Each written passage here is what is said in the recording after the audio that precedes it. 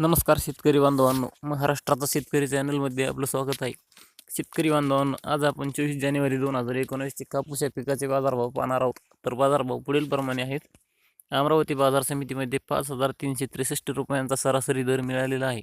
भोकर बाजार समितीमध्ये 5,200 रुपये, परतूर बाजार समितीमध्ये 5,350 रुपये, किनवट बाजार समितीमध्ये 5,320 रुपये, राजुरा बाजार समितीमध्ये 5,380 रुपये, उमरखेड बाजार समितीमध्ये 5,200 रुपये, जालना बाजार समितीमध्ये 5,350 रुपयांचा सरासरी दर मिळालेला आहे.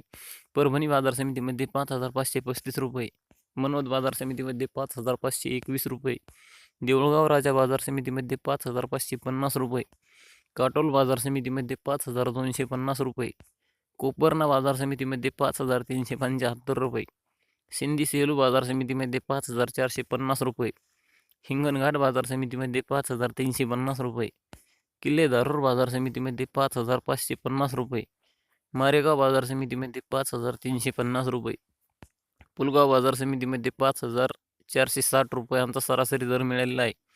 भिवापूर बाजार समितीमध्ये 5,300 रुपये सरासरी दर मिळालेला आहे.